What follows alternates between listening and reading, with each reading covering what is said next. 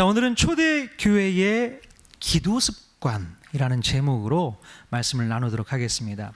자, 계속해서 우리는 성전 미문에 앉아서 구걸하던 장애인을 일으켜 세웠던 이 베드로와 요한의 이야기를 사도행전 3장과 4장에 걸쳐서 계속 이어나가고 있습니다.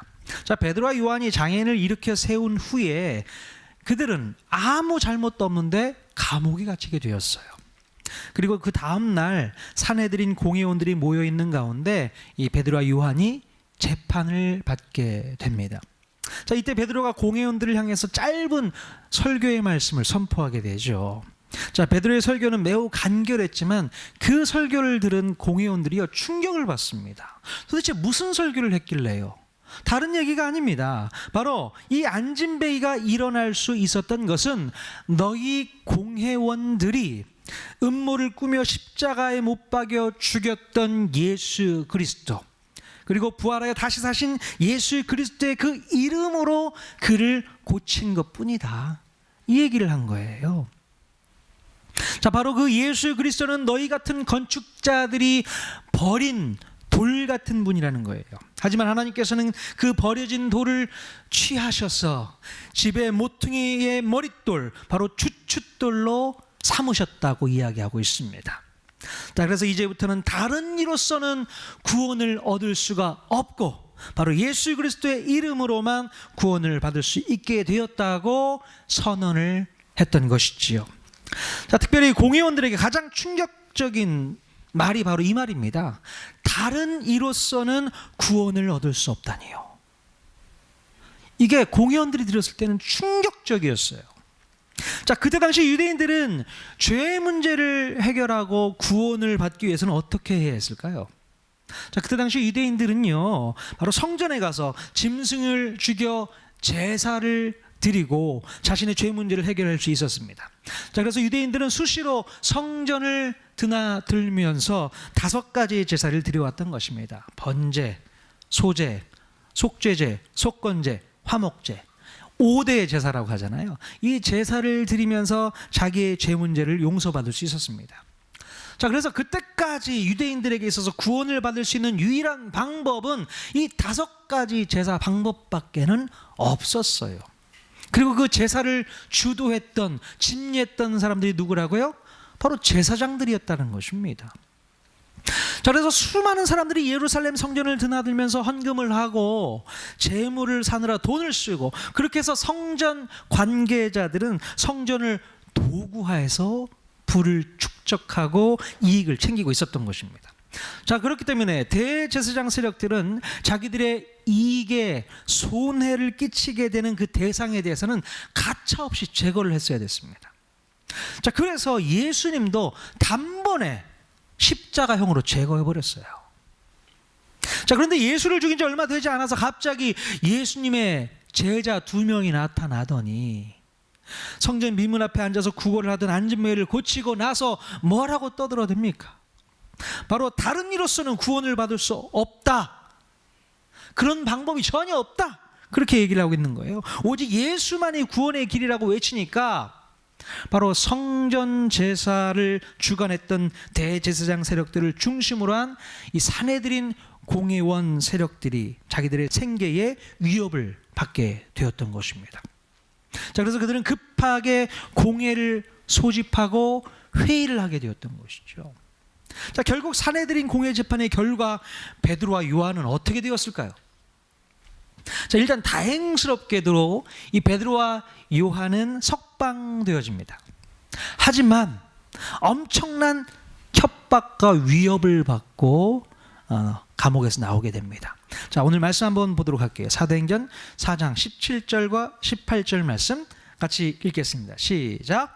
이것이 민간에 더 퍼지지 못하게 그들을 위협하여 이후에는 이 이름으로 아무에게도 말하지 말게 하자 하고 도무지 예수의 이름으로 말하지도 말고 가르치지도 말라 하니. 네. 더 이상 쓸데없이 말을 하면서 사람들을 현혹시키고 다니지 말라는 거예요. 다른 이로서는 구원받을 수 없다는 그런 허무맹랑한 말하고 다니지 말라는 겁니다. 그런 말 하고 다녔다가는 내가 너 가만두지 않을 거예요. 그렇게 협박을 했던 거예요. 자, 하지만 공회원들 입장에서는 무엇보다도 이 병에서 나은 안진뱅이가 그 옆에 있으니까 더 이상 할 말이 없었던 것입니다. 그래서 제자들을 일단 석방시킬 수밖에 없었던 것이죠. 그리고 내가 너희들 주목해 볼 거야, 지켜볼 거야. 자, 그렇게 얘기를 하는 것입니다. 자, 예전에 예수님 같은 경우에는요, 하룻밤 사이에 재판을 걸고 십자가형으로 처형해 버릴 수 있었어요. 자, 그런데 이번 건은 그리 간단하지 않은 재판이었던 것 같습니다. 자칫 잘못 건드렸다가는 역풍을 맞을 수 있는 상황이 되어버렸던 거예요. 왜냐하면 하루아침에 예수 믿는 사람이 몇 명이 늘어났다고요? 5,000명이 늘어났던 거예요. 야, 이게 장난이 아니구나. 공회원 세력들이 그것을 경험하면서 함부로 베드로와 요한을 죽일 수 없었던 것입니다. 재판을 통해서 어쩔 수 없이 풀어주는 상황까지 갈 수밖에 없었던 것이죠. 자, 그때부터 이 산헤드린 공회원들 사이에는요, 예수의 이름으로 복음이 증거되어지는 것이 골치 아픈 문제가 되어버렸습니다.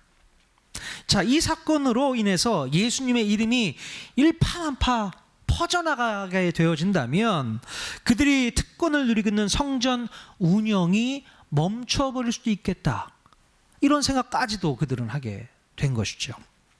자, 여러분 생각해 보십시오. 실제 있었던 일인데요, 저희 동네에 편의점이 하나 있어요. 잘 되고 있는 편의점이 있었는데 바로 옆에 대형 슈퍼마켓이 하나 생겼습니다. 어떻게 될까요? 편의점 팔이 날리고 있어요. 여러분 잘 아시잖아요. 뭐 아이들, 젊은 친구들은 편의점 가서 많이 물건을 사지만 비싸요, 좀 편의점이. 그러니까 대형 슈퍼마켓으로 다 몰리게 되는 겁니다. 그러니까 막 이런 상황이 벌어지게 된 거예요. 지금 이 성전에서 먹고 사는 사람들이 이것을 다 빼앗기게 생기겠다, 이런 생각을 했던 것 같습니다. 자, 제자들을 그냥 놔두자니 예수의 이름을 믿는 사람들이 계속 생겨날 것 같은 거예요. 자, 그렇다고 해서 계속 붙잡아 두자니 그들이 이제 모여서 촛불 집회라도 하면 어떡하나, 이런 생각을 했던 것입니다. 자, 그래서 나름대로 공회원들은 위기에 몰렸다고 생각을 했던 것 같아요. 자, 그래서 일단 산헤드린 공회는 제자들에게 위협과 협박을 하면서 풀어주게 됩니다. 자, 오늘 우리가 읽은 이 본문 말씀의 이 배경은요, 바로 베드로와 요한이 그때 풀려나서 무엇을 했는가 하는 것을 기록하고 있습니다. 자, 사도행전 4장 23절 말씀 같이 읽겠습니다. 시작. 사도들이 노임에 그 동료에게 가서 제자들과 장로들의 말을 다 알리니. 자, 베드로와 요한은 동료들에게 찾아가서요, 하루 동안에 있었던 일들을 낱낱이 보고하게 됩니다. 특별히 제사장들과 장로들이 그들에게 어떤 말로 협박을 했는지, 무엇을 하지 말라고 했는지를 다 고하게 돼요. 자, 한번 이 본문에서 제가 이런 생각을 해봤어요. 만약에 제가 베드로였다면 굳이 제사장들과 장로들이 했던 말들을 이 동료들에게 다 할 필요가 있었을까? 그런 생각을 해보게 되었습니다. 자, 앞으로 예수의 이름으로 복음을 전했다가는 가만두지 않겠다는 이 협박과 또 위협의 말을 듣게 되면 사람들이 어떤 반응을 보이게 될까요? 어떻게 반응을 하시겠습니까? 당연히 위축이 들고 두려움에 떨겠죠. 마찬가지입니다. 예수 믿으면 너 가만두지 않을 거야. 예수 믿으면 감옥에 가둘 거야. 정말 여러분들에게 한번 물어보겠습니다. 오늘 여러분들에게 공식적인 법으로 정해져서 예수 믿는 사람 다 감옥에 넣을 거다, 그렇게 어떤 법적인 공지가 딱 떴다. 여러분 어떻게 하시겠어요? 그 다음 주부터 교회 나올 수 있으시겠어요? 오늘 처음 교회 나오셨는데 그런 공지가 떴다. 어떻게 하시겠습니까? 당연히 안 나오죠. 왜 나옵니까? 우리 얘들아, 뒤에 있는 아이들, 어떻게 너희들은 교회 나오면 잡아간대. 그러면 교회 나올 수 있겠어? 니들만 그런 게 아니라 다 그래. 우리 토하는교회 성도님들은 어떠실지 모르겠습니다. 예수 믿으면 죽을 거야, 죽일 거야, 그런 이야기를 듣고 여러분들은 당당하게 이 아침에 나와서 예배하고 찬양할 수 있겠습니까? 아, 할렐루야. 한 분도 없으면 어떡하나 생각했는데 저만 나와서, 우리 아내랑 저만 나와서 여기서 예배하고 있지 않나. 여러분 모두는 다 나와서 예배할 줄로 믿습니다. 예. 그런데 그때 당시, 초대교회 당시에 만약에 예수의 이름으로 복음을 증거하게 되면 가만두지 않을 거야, 죽을 수도 있어, 그런 협박과 위협을 받고 나서 초대교회의 성도들이 어땠을까요? 여러 가지 의견이 분분했을 것 같습니다. 야, 예수 못 믿겠다, 이래가지고 어떻게 예수 믿어? 예수 믿었다가는 십자가에 달릴 수도 있겠다라는 생각까지 하지 않았겠어요? 자, 그래서 뭐하러 사람 마음 약해지게 굳이 그런 얘기를 다 하겠냐는 거예요. 베드로가. 저 같으면 얘기 안 합니다. 사람들 마음 약해지잖아요. 숨겨야죠. 최대한 숨겨놓고 우리가 예수의 복음을 어떻게든 증거할 수 있도록 해야 되지 않습니까? 자, 그런데 이 베드로와 요한은 앞으로 어떤 일이 벌어지게 될지도 모르면서 앞으로 예수의 이름으로 말하지도 말고 가르치지도 말라는 제사장들의 협박과 위협의 말을 모든 초대교회 성도들에게 다 알려주게 됩니다. 자, 그런데 그 말을 들은 사람들의 반응이 어떨까 한번 보십시오. 사도행전 4장 24절 말씀 같이 읽겠습니다. 시작. 그들이 듣고 한 마음으로 하나님께 소리를 높여 이르되. 네. 자, 베드로의 말을 전해 들은 동료들이 어떻게 반응했는가 봤더니 한 마음으로 기도를 하게 됩니다. 자, 바로 이 모습이 초대교회 성도들이 가지고 있었던 저력이고 실력이었던 것이죠. 정말 힘들고 어려운 문제가 발생하게 되니까 다른 거 다 접어두고 뭐 했다고요? 함께 모여서 기도했다는 겁니다. 기도했어요. 우리 그리스도인들은 바로 이 부분이 남다른 거예요. 위기가 닥치면 무조건 기도한다. 할렐루야. 기도하는 겁니다. 자, 그런데 반면에 제사장들과 서기관들과 이 장로들에게 위기가 닥치니까 그들은 어떤 반응을 보이게 됩니까? 지금 그들이 겪고 있는 것도 위기 상황이잖아요. 그 위기를 당하게 되니까 그들은 어떻게 반응합니까? 자, 그들은 즉시 공회를 소집하고 대책회의에 들어갑니다. 대책회의라는 거잖아요. 자, 우리는 여기서 세상 사람들과 우리 그리스도인들의 큰 차이를 볼 수 있게 됩니다. 세상 사람들은 위기가 찾아오고 문제가 찾아오면 머리를 싸매고 회의부터 합니다. 하지만 우리 그리스도인들은요, 일단 문제가 발생하고 위기가 닥치면 무엇부터 합니까? 기도부터 하는 거예요. 기도부터. 무조건 모여서 기도해야 하는 것입니다. 아무리 머리 싸매고 회의한다고 해서 그 문제가 해결되지 않기 때문에 그래요. 자, 오늘 본문 말씀에 보면 베드로와 요한이 돌아와서 이 엄청난 문제를 꺼내놓고 무슨 대책회의라도 했다고 기록하고 있습니까? 아니요, 그런 얘기 없습니다. 이제 예수 그리스도의 이름으로 복음을 전하게 되면 저들이 우리를 가만두지 않을 텐데 어떻게 해야지? 어떤 방법으로 복음을 전하지? 이런 회의 안 했다니까요.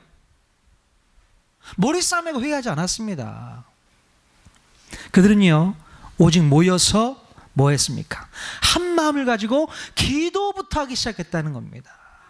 기도부터 했다는 거예요. 뭐 대책 회의를 하거나 걱정이나 염려부터 하지 않았다는 겁니다. 그게 바로 초대교회 우리 성도들 그리스도인들이 갖고 있었던 기도 습관이었다는 거예요. 여러분, 교회는 바로 이런 것이 되어야 할 줄로 믿습니다. 세상과 교회는 모두 어려운 일들과 문제들이 다 닥칩니다. 세상이라고 문제가 있고 교회라고 문제가 없는 건가요? 그렇지 않습니다. 세상에도 문제가 생길 수 있고 교회에도 문제가 생길 수 있는 겁니다. 하지만 그 문제와 어려움들을 대처하는 방법이 다른다는 거예요. 자, 세상은요, 문제가 발생하면 일단은 회의부터 하기 시작하는데 우리 예수 믿고 구원받은 하나님의 백성들은 뭐부터 한다고요? 기도부터 한다는 거죠. 자, 왜 그럴까요?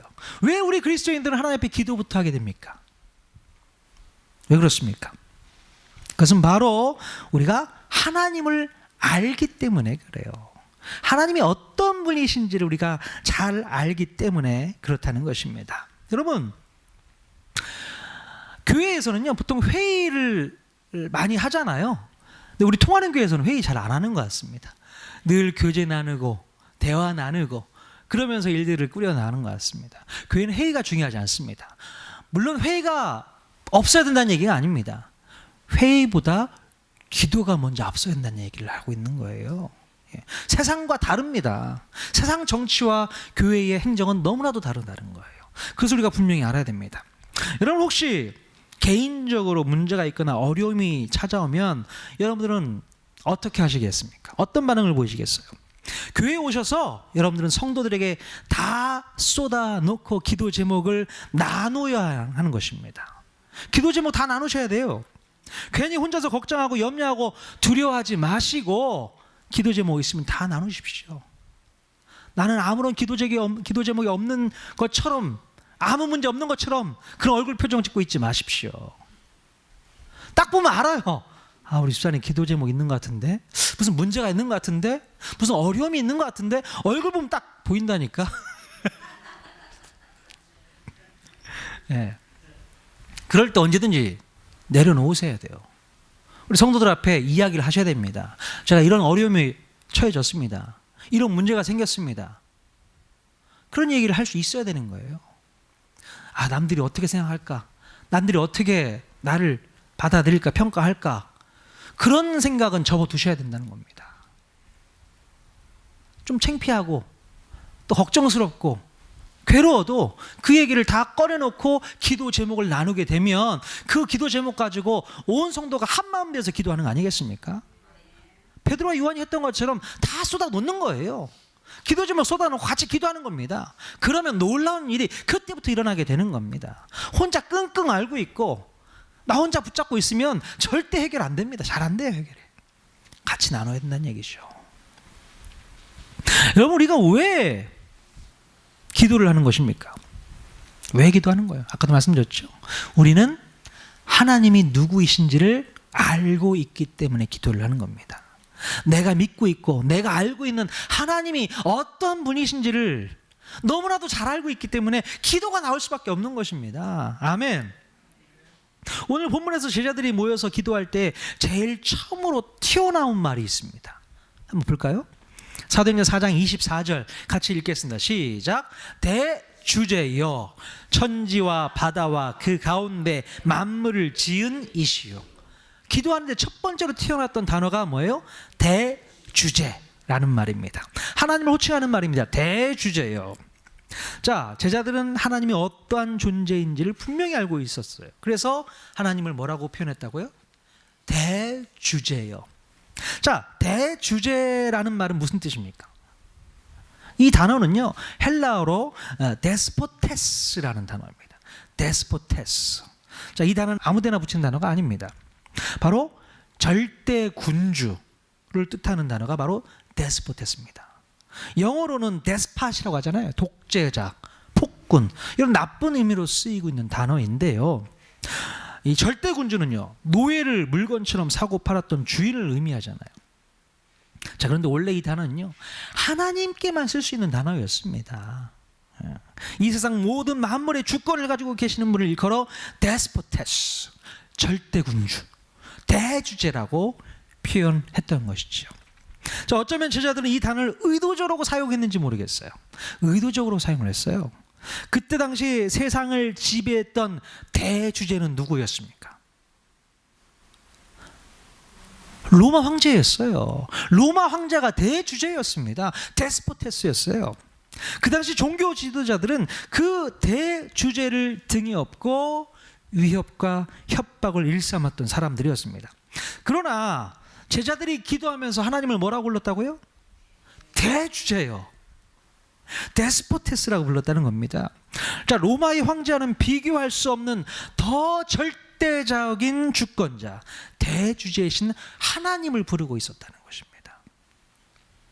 자, 로마 황제의 권력보다 더 크고 더 위대하고 더 파워풀한 권력을 갖고 계신 분이 바로 하나님이신 것을 제자들이 알고 있었기 때문에 그들은 그 문제 앞에서 기도할 수 있었다라는 것이지요. 자, 그들은 하나님께서 천지와 바다와 그 가운데 만물을 창조하신 분이라는 것을 분명히 알고 있었습니다. 자, 우리가 알고 믿고 있는 분, 그 모든 만물을 창조하신 하나님, 대주제, 데스포테스. 바로 여러분과 저의 인생은 이 대주제이신 하나님께 속한 인생인 줄로 믿습니다. 하나님이 여러분들을 품고 계신다는 겁니다.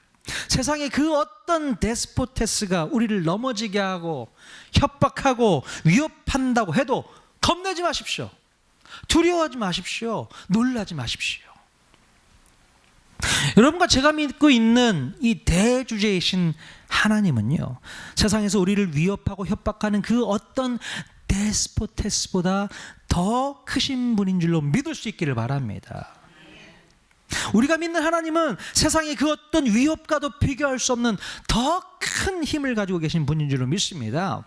그래서 예수님의 제자들은 이 사실을 분명히 알고 있었기 때문에 그때 당시 로마 황자에게나 쓰는 호칭을 하나님께 빗대어서 역설적으로 표현하고 있었던 것이에요. 그리고 그 대주제이신 하나님 앞에 모든 것을 내어 맡기고 기도할 수 있었던 것입니다. 여러분, 하나님을 모르는 사람들은 사내들인 공회원들의 협박 앞에서 바로 꼬리를 내려버립니다. 무섭잖아요. 그들이 얼마나 무서운 존재들입니까? 그 대단하신 예수님을 십자가에 못 박아 죽인 사람들이잖아요.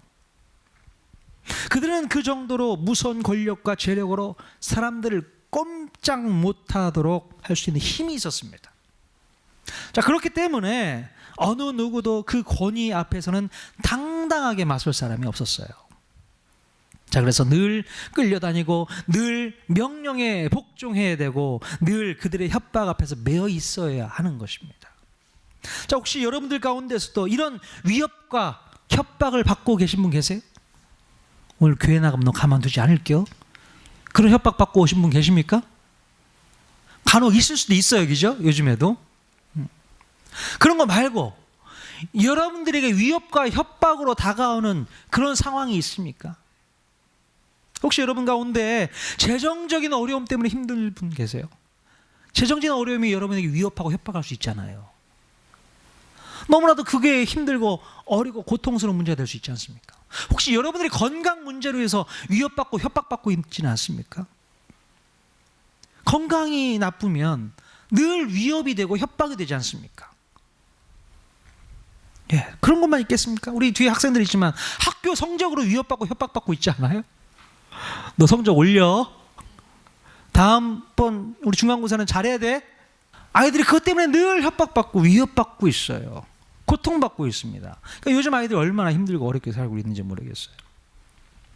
그런 것뿐이겠습니까? 사람들과의 관계 속에서도 늘 어려움을 겪고 있습니다. 왜 이렇게 사람들과 관계하는 게 힘들고 어려운지, 사람들을 통해서 상처를 받고 괴로움을 받고 협박을 받고 위협을 받고 있는 그런 삶을 우리가 살고 있지 않나 생각되어집니다. 또 그 외에도 뭐 여러 가지 가정 문제, 직장 문제, 학교 문제, 친구 문제로 또 그런 위협을 받고 있지 않을까 생각을 해볼 수 있습니다.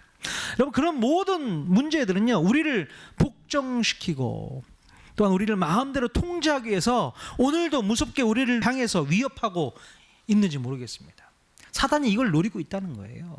사단이 이것을 꽉 붙잡고 재력을 붙잡고 건강을 붙잡고 사람들과의 관계를 붙잡고 위협하고 있습니다. 너 말 안 들으면 내가 이거 가져가 버릴 거야. 통제를 당하고 있어요, 사탄에게. 우리가 그것을 아셔야 됩니다. 우리가 무엇에 의해서 위협받고 협박을 받고 있는가, 그것에 의해서 우리는 여전히 묶여있는 삶을 살아서는 안 된다는 겁니다. 자, 그러나 여러분, 세상에 줄 수 있는 그 어떤 종류의 데스포테스라고 하더라도 하나님을 능가할 수는 없습니다. 그걸 믿으십니까? 세상의 환경들은 늘 우리를 넘어뜨리려고 하고 마음대로 통제를 하려고 하고 또 우리를 꼼짝 못하도록 힘으로 억누르고 있지만, 여러분 두려워하지 마십시오. 걱정하지 마십시오. 우리가 믿는 하나님, 우리가 아버지라고 부르는 하나님은 그런 모든 위협들을 소멸하고 다스리시는 능력이 있는 분인 줄로 믿으실 수 있기를 바랍니다. 그런 모든 위협들, 모든 문제들 걱정하지 마십시오. 두려워하지 마십시오. 우리는 하나님을 알고 있는 분이시잖아요. 하나님을 아버지라고 부르는 분들이잖아요. 네, 우리는 언제든지 문제를 경험할 수 있게 됩니다. 네. 얼마나 많은 문제들이 있습니까? 어제 제가 송도외과 가서도 직원 예배를 또 인도하는데 어제 본문 말씀이 다윗과 골리앗, 이 본문을 가지고 이제 이야기를 나눴습니다. 정말 다윗 앞에 골리앗은 너무나도 큰 존재였어요. 근데 다윗이 쫄지 않았습니다. 골리앗 앞에 쫄지 않았어요.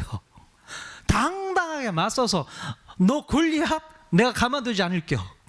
그래서 가지고 있던 물매를 던져가지고 확 맞춰 넘어 쓰러뜨리지 않습니까? 이런 당당함이 우리에게도 있어야 됩니다. 이런 근거, 자신감은 어디서 있는 겁니까? 다윗.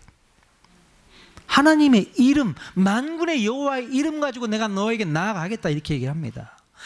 내 손에는 칼도 없고 창도 없고 단창도 없어. 하지만 나는 여호와의 이름만 가지고 너 이길 수 있어. 너 잡을 수 있어. 그런 당당함을 가지고 나아가야 되는 것이죠. 이 말씀 가지고 우리 간호사들이 그런 얘기를 했어요. 제가 환자들이 오면 그들은 늘 골리앗을 상대하고 있는 사람들이다. 자기에게 있는 모든 질병, 또 큰 병들, 이게 골리앗 같잖아요. 이길 수 없는 정말 힘들고 어려운 상대지 않습니까? 그러나 예수 그리스도의 이름, 만군의 여호와의 이름 붙들고 나아간다면 그것쯤은 물리칠 수 있다라는 그런 선포를 여러분들이 해주셔야 된다라고 얘기를 했어요. 그렇게 선포해야 되는 거 아닙니까? 예수 믿는 것이 무엇입니까? 바로 그 골리앗 같은 데스포테스, 대주제라고 생각했던 그 상대는 아무것도 아니라는 것을 우리가 얘기해야 되는 거 아니겠어요? 여러분, 사울 왕에 있어서 골리앗이 데스포테스였어요. 그러나 다윗에게 있어서 데스포테스는 누구였습니까? 하나님이셨습니다. 차원이 달라요. 여러분은 누구를 데스포테스, 대주제라고 믿고 싶으세요? 하나님이시잖아요. 그러니까 걱정이 없습니다. 두려움이 없어요. 염려가 없습니다. 하나님을 믿고 여러분 힘있게 나아갈 수 있기를 바랍니다. 아멘. 자, 이렇게 초대교회 성도들은요, 하나님이 누구인지를 정확하게 인식하고 있었습니다. 하나님이 어떤 분인지를 알고 있었기 때문에 그들은 마음이 나뉘지 않았어요. 보통 공동체에 어떤 문제가 발생하면 서로 각자의 생각을 주장하면서 마음이 나뉘게 돼요. 예. 그리고 문제를 해결하기 위해서 각자가 가지고 있는 지식과 경험을 총동원해서 서로 다른 해결책을 내놓게 됩니다. 그러면서 마음이 갈라지고 나뉘어지고 싸우게 되는 거예요. 정작 문제 해결은 하지도 못하고 서로의 자기 주장이 옳다고 고집하면서 싸움으로 끝이 나게 됩니다. 자, 그러나 초대교회 성도들은요, 가장 이 어려운 문제 앞에서도 마음이 조금도 나뉘지 않았어요. 흔들리지 않았습니다. 오로지 한 마음을 품고 소리를 높여서 큰 소리로 기도하는 것을 볼 수 있습니다. 우리가 말씀 볼까요? 사도행전 4장 24절 말씀 같이 읽겠습니다. 시작. 그들이 듣고 한 마음으로 하나님께 소리를 높여 이르되, 아멘. 자, 그들은요, 소리를 높여서 큰 목소리로 기도했다라고 성경은 기록하고 있습니다. 자, 왜 그들은 큰 소리로 기도를 했던 것일까요? 뭐 그때 당시에는 묵상 기도하는 게 없어서 그랬을까요? 자, 그들은 간절하게 기도했다라는 거예요. 간절한 마음이 있으니까 목소리가 커질 수밖에 없는 것입니다. 여러분 생각해 보십시오. 집에 불이 났어요. 사람이 안에 있는데 살려달라고 소리쳐야 되지 않습니까? 근데 점점 빼는 목소리로 여기 불 났어요. 사람 살려주세요. 여기 불 났다니까요. 그러고 있겠냐는 거예요. 아니죠. 목소리를 높여서 여기 불 났다고요. 사람 살려주세요. 그렇게 목소리 높이는 거 아니겠습니까? 그러니까 하나님 앞에 기도할 때 목소리 높이는 게 당연할 수밖에 없습니다. 왜냐하면 간절하니까, 다급하니까 목소리 높이는 거죠. 근데 어떤 분들은요, 교회 와서 기도할 때는 묵상 기도해야지 이렇게 소리를 지르고 기도하냐고, 그거를 견디지 못하시는 분들도 간혹 있습니다. 자, 근데 여러분, 아마도 이 제자들은요, 기도할 때에 주여 삼창하고 기도하지 않았을까 싶어요. 주여 삼창이 뭔지 아시죠? 주여! 주여! 주여 3번 부르는 거. 근데 주여 3번 부르는 게 성경에 나와 있는 거 아십니까? 한번 찾아볼까요? 다니엘서 9장 19절 같이 읽겠습니다. 시작. 주여 들으소서, 주여 용서하소서, 주여 귀를 기울이시고 행하소서. 읽을 때 빨간 글자는 좀 크게 읽으셔야 돼요. 다시 한번 해볼까요? 시작. 주여 들으소서, 주여 용서하소서, 주여 귀를 기울이시고 행하소서. 예, 주여 삼창의 기원이 다니엘 때부터 시작된 겁니다. 자, 앞에 자만 따서 주여, 주여, 주여. 초대교회 성도들은요, 이제 간절하게 하나님 앞에 기도를 하고자 했으니 얼마나 목소리가 커졌겠습니까?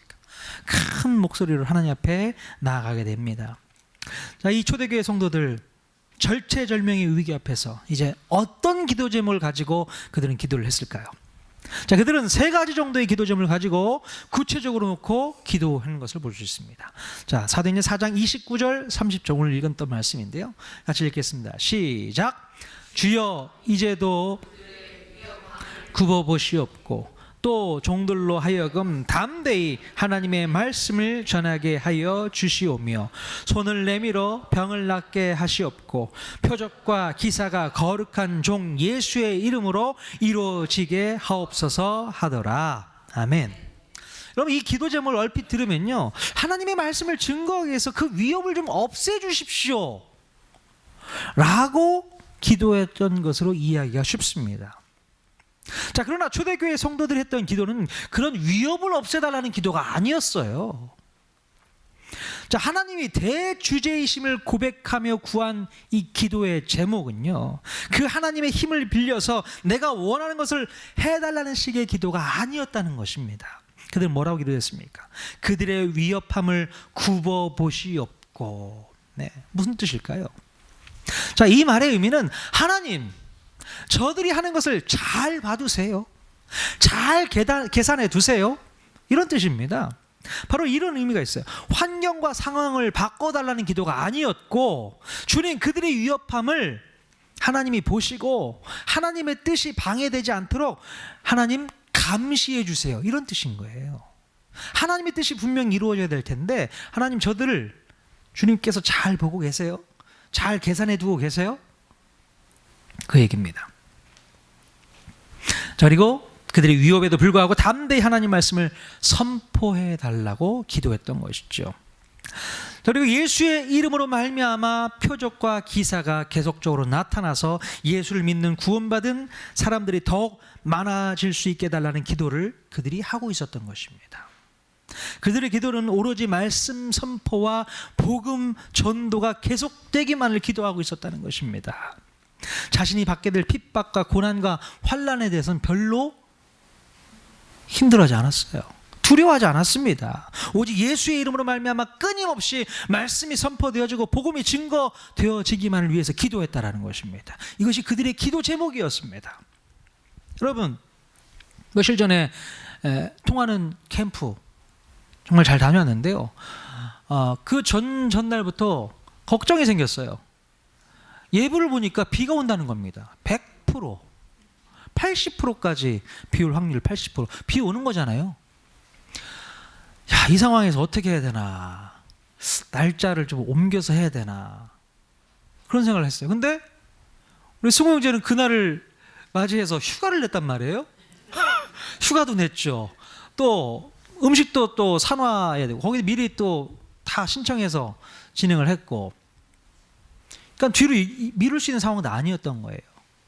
근데 비는 온다지, 아이들은 놀려야겠지. 어떻게 합니까? 비 맞고 놀아요, 애들이? 전날이 됐습니다. 계속 예보를 보는 거예요, 예보. 그러면서 기도해서, 하나님, 이런 상황에서는 아이들 놀 수가 없습니다. 재밌게 놀아야 되는데 하나님, 1년에 한 번 있는 캠프 망치실 예정이에요? 따져가면서 기도를 했어요. 하나님 도와주세요. 좋은 날씨 주셔야죠. 작년에도 막 날씨 덥다고 막 비도 안 왔는데 이렇게 막 사람들이 안 좋아했는데 비까지 내려보세요, 하나님. 어떻게 되겠습니까? 그러면서 기도를 막 했어요. 당일날 새벽에도 나와서 막 기도했습니다. 하나님, 새벽 당일날 나와서 기도하는데도 막 비가 오는 거예요. 이래가지고 어떡하나. 하나님 어쩌실 작정이십니까? 기도해요, 계속. 자, 그런데 아침에 차를 타려고, 버스를 타려고 딱 하는데 비가 멈춥니다. 신기하죠? 비가 딱 끊쳤어요. 그랬더니 뭐 거기 운전하시는 전사님이 역시 통하는 게 다르다고 하면서 막 저를 막 주고 그러더라고요. 근데 이제 날씨는 너무 많이 흐려 있는 상태예요. 오후까지 우리가 있어야 되는데, 그때까지 비가 내리지 말아야 되는데, 정말 놀랍게도 우리가 있었던 대둔산 기슭이요, 비가 하나도 내리지 않았습니다. 몇 방울 똑똑똑 떨어진 거 외에는 비가 내리지 않았다니까요. 뭐 안 가보신 분들은 뭐 감동이 없으시잖아요. 같이 가신 분들은 깜짝 놀란 거예요. 너무 시원한 거야. 또 해를 가려주니까 시원한 거죠. 비도 안 오니까 아이들 놀기도 너무 좋고. 근데 그때 알고 보니까 대전에는 빗방울이 많이 또 쏟아졌다고 하더라고요. 예. 거기만 비가 안 내린 것 같아요. 대둔산 근처. 하나님께서 놀랍게 역사하지 않았나, 그런 생각을 해보게 되고 너무 하나님께 감사했습니다. 자, 감사한 마음을 가지고 오늘 본문 말씀을 이렇게 준비하면서 읽고 있는데요, 그런 생각이 들더라고요. 야, 이 목사가 이런 기도에만 너무 길들여 있는 것이 아닌가. 내가 원하는 것, 내가 바라는 것, 내가 좋아하는 것, 꼭 해야 될 것만 이루어 달라고 하는 기도에만 너무 길들여져서 우리가 기도하는 것이 아닌가, 그런 생각을 이 말씀을 준비하면서 하게 되었습니다. 우리의 기도는 어떻습니까? 늘 상황을 바꿔주십시오. 환경을 바꿔주십시오. 내가 이렇게 고통스럽습니다. 이 고통스러운 환경을 바꿔주셔야지요. 회복시켜 주셔야죠. 그런 기도를 하나님께 늘 아뢰게 되지 않습니까? 그러려고 하나님이 계신 거 아니었어요? 라고 따지면서, 하나님, 내가 교회를 나오는 이유가 뭔데요? 내가 이렇게 힘들고 어려운 이 상황을 하나님께 맡기고 회복시켜달라고 교회 나오는 거 아닙니까? 근데 왜 나에게 이런 환경이 변화되지 않습니까? 이렇게 따지는 기도만 늘 하고 있는 거예요. 회개가 되었습니다. 초대교회 성도들이 기도의 제목들을 한번 보십시오. 어떤 기도를 하고 있는지. 상황과 환경이 바꿔달라는 기도를 했습니까? 저들의 위협함을 없애달라는 기도를 했습니까? 절대 그런 기도가 나오지 않습니다. 오히려 무슨 기도를 했어요? 주님, 이런 환경 속에서도 예수 그리스도의 복음을 담대히 증거할 수 있는 그런 마음을 달라고 기도하지 않습니까? 그들의 기도 습관이에요. 기도의 제목부터가 달라요. 우리는 우리의 주변에 싸우고 있는 그 환경들, 우리의 상황들, 힘들고 어려운 고난의 시간들을 없애달라고, 비껴가게 해달라고, 그런 기도만 하고 있잖아요. 그 수준이에요. 우리 시원이 같은 수준. 아빠 이거 해줘, 아빠 저거 해줘. 그 수준 안에만 머물러 있는 겁니다. 아니요, 더 나아가야 되는 거예요. 더 깊어져야 됩니다. 우리가 믿는 하나님, 우리가 알고 있는 하나님이 어떤 분이라는 것을 알고 있다면 기도의 제목이 바뀌는 겁니다. 대주제이신 하나님, 그 하나님이 우리를 너무나도 잘 알고 있고 우리의 형편을 너무나도 잘 알고 있기 때문에 우리에게 꼭 필요한 것이 무엇인 것까지도 알고 있는 분이시잖아요. 그렇기 때문에 우리는 두려워하고 염려할 필요가 없습니다. 그것 바꿔달라고 기도할 필요도 없어요. 오직 우리가 해야 될 기도는 그의 나라와 그의 일을 구하는 기도밖에 할 게 없는 것이죠. 그래서 예수님의 제자들이요, 담대하게 복음을 증거할 수 있게 해 주십시오, 그런 기도 제목 갖고 계속 기도했다는 것입니다. 이 본문 말씀을 증거하고 준비하고 있는데 어제 복숭아 집이 한 25박스가 왔어요. 야, 이거 전도하라고 주시는 거구나. 제가 이번 주부터 그 복숭아 박스 들고 다니면서 전도하려고요. 예. 예수 안 믿는 분들 찾아다니면서 복음 증거하고 전도하려고 그럽니다. 기가 막히게 하나님께서 그 타이밍에 복숭아 박스 25박스를 보내주셨다니까요. 그 뭐예요? 전도하라고 보내주신 거 아닙니까? 복음 증거하라고 주신 거 아니겠어요? 그러려고요. 예. 여러분들도 동참하십시오. 내가 전도하고 싶은 분들, 예수 믿게 하신 분들, 맨손으로 갈 수 없으니 복숭아 박스, 복숭아가 되게 많이 들어있어요. 오늘 드셔보셨잖아요. 맛 괜찮으시죠? 예, 고급스럽습니다. 시중에서 살려면 한 3만 원, 4만 원 줘야 될 거예요. 근데 그런 것을 25박스나 후원해 주셨으면 전도해야죠. 잘 활용해야 됩니다. 자, 오늘 본문 마지막 절 보고 마치도록 하겠습니다. 자, 하나님께서 기도의 응답을 보여주신 장면이 나옵니다. 같이 읽겠습니다. 4장 31절 말씀 시작. 빌기를 다하매. 없어요? 네, 제가 읽겠습니다. 4장 31절. 빌기를 다하매 모인 곳이 진동하더니 무리가 다 성령에 충만하여 담대히 하나님의 말씀을 전하니라. 빌기를 다하매 기도가 딱 끝이 났어요. 그랬더니 무슨 일이 일어났다고요? 모인 곳이 진동을 합니다. 지진이 일어난 것 같아요. 자, 그러면서 우리가 성령의 충만함을 받고 담대히 하나님의 말씀을 증거했다. 이렇게 결론을 맺고 있습니다. 자, 모인 곳이 진동을 했다. 이게 무슨 의미일까요? 하나님이 표적으로 보여주신 것 같아요. 내가 너희 기도 응답했어. 오케이, 들었어. 진동. 그들의 마음까지도 막 진동하지 않았을까 싶어요. 자, 초대교회 성도들은요, 함께 모여서 목소리를 높여가면서 기도를 하는 거예요. 그랬더니 막 진동이 일어나고 마음이 울리고 뜨거워지고 주의 복음을 증거하는데 이렇게 쉬울 수가 없어. 복음의 말씀을 증거하는 게 이렇게 재미있을 수가 없어. 그 마음 가지고 복음을 계속 증거했습니다. 물론 상황은 바뀌지 않았습니다. 너 예수의 이름으로 복음 증거하면 죽을 수 있어. 위협과 협박이 있었음에도 불구하고 아무런 문제가 되지 않았습니다. 성령이 충만한 상태에서 복음을 증거하니까 오히려 그것이 재미있고 즐거웠던 거예요. 야, 그래, 이것이 하나님의 뜻이구나, 하나님의 말씀이구나 생각을 했던 것입니다. 그래서 그들은 위협과 협박 속에서도 담대한 마음으로 하나님 말씀을 증거할 수 있게 되었던 것입니다. 자, 오늘 우리는요, 초대교회의 기도 습관을 분명히 배워야 합니다. 자, 초대교회 성도들은요, 문제가 발생하면 문제를 혼자만 가지고 있지 않고 함께 나누고 공유했습니다. 그럼 문제라고 생각하니까 문제가 되는 것이죠. 문제를 문제라고 생각하자면 그 문제는 문제가 될 수 없습니다. 무슨 말씀인지 아시겠죠? 문제를 자꾸 문제라고 생각하니까 문제인 것이죠. 문제를 문제라고 생각하지 않으면 그 문제는 문제될 수 없는 겁니다. 하나님 앞에서 그 문제는 문제거리도 아닌 거예요. 초대교회 성도들은요, 문제 같지도 않은 거 가지고 기도하지 않았어요. 더 큰 일을 위해서 모여서 합심해서 기도했다는 겁니다. 성령이 충만해지게 되죠.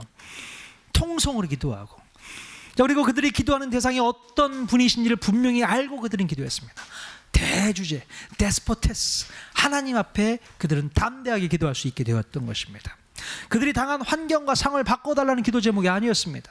담대하게 하나님의 말씀을 분명히 증거할 수 있도록 해달라고 기도했던 그들의 기도 습관을 오늘 우리가 배워야 될 수 있을 줄로 믿습니다.